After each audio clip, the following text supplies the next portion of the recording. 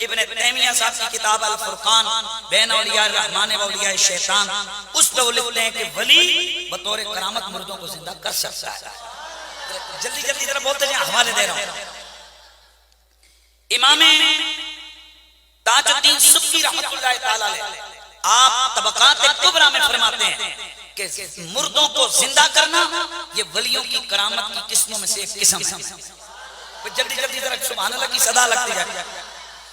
اسی طرح فتاوی حدیثیہ کے اندر حضرت امام ابن حجر ہیتمی مکی رحمۃ اللہ تعالی علیہ اور نفخات کے اندر امام جامی رحمۃ اللہ تعالی علیہ اور اس کے علاوہ امام سیوطی رحمۃ اللہ تعالی علیہ آپ نے بھی لکھا، اور اس کے علاوہ حیات الحیوان میں امام دمیری نے، تھانوی صاحب نے، یہ وہابی تبلیغی حضرات کے جو پیر و مرشد ہیں، ان کی کتاب التذکیر میں، ان کی کتاب افاضات یومیہ میں، ان کی کتاب امداد المشتاق میں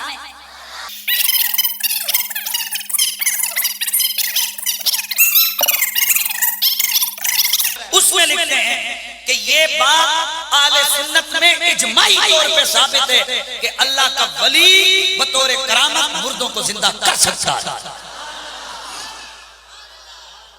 اللہ کا ولی بطور کرامت، اونچا بولیے، مردوں کو زندہ کر سکتا ہے۔ یہ غوث پاک ایک محلے سے گزر رہے ہیں، وہاں دو لوگوں میں جھگڑا چل رہا ہے، ایک عیسائی ہے دوسرا مسلمان۔ مسلمان و عیسائی آپس میں الجھ رہے ہیں، غوث و ثقلین کا گزر ہوا، ان کی گفتگو سن کر آپ رک گئے۔ آپ نے مسلمان سے فرمایا کس بات میں جھگڑ رہے ہو؟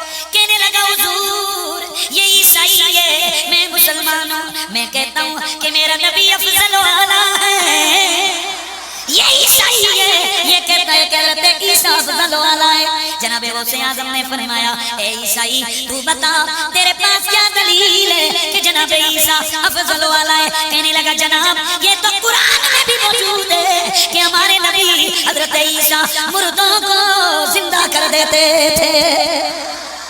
غوث اعظم رضی اللہ تعالیٰ عنہ آپ جلال کی کیفیت میں آئے، فرمایا اگر میں محمدی ہوں، میں نبی نہیں ہوں، میں نبی نہیں ہوں، اگر میں مردے تجھے ابھی زندہ کر کے دے دوں تو پھر میرے نبی کا کلمہ پڑھے گا؟ فوراً کہنے لگا آپ مردے زندہ کر کے دکھائیں نا، میں آپ کے نبی کا کلمہ پڑھ لوں گا۔ حضور غوث اعظم نے فرمایا چل قبرستان چلتے ہیں۔ ایک پرانی قبر پہ گئے، آپ نے فرمایا یہ قبر ایک مغنی کی ہے جو گانا گایا کرتا تھا، اسی حالت میں اس کا خاتمہ ہوا، یہ مرا۔ آپ مردے کی قبر پہ کھڑے ہوئے اور آپ نے فرمایا اور اللہ کے اذن سے مردے زندہ ہو جا۔ اچانک اس کی قبر پھٹی اور وہ مردہ گانا گاتا ہوا باہر آ کر کھڑا ہو گیا۔ کہ کافروں نے جب ڈیمانڈ کی تھی اللہ تعالیٰ سے، نبی علیہ السلام سے کے تھرو کہ ہمیں مردہ زندہ کر کے دکھایا جائے، سورۃ الانبیاء کے شروع کے رکوع میں بھی آتا ہے، تو اس کا جواب اللہ نے قرآن پاک میں دے دیا تھا۔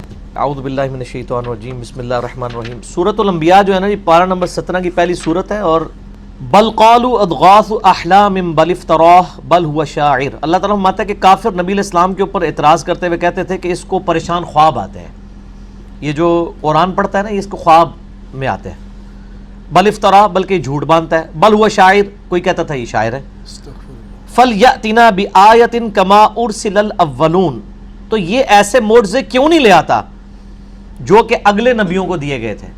یہ ہمیں خود ہی بتاتا ہے کہ حضرت عیسیٰ علیہ السلام اللہ کے حکم سے مردوں کو زندہ کرتے تھے، تو یہ بھی کر کے دکھائیں۔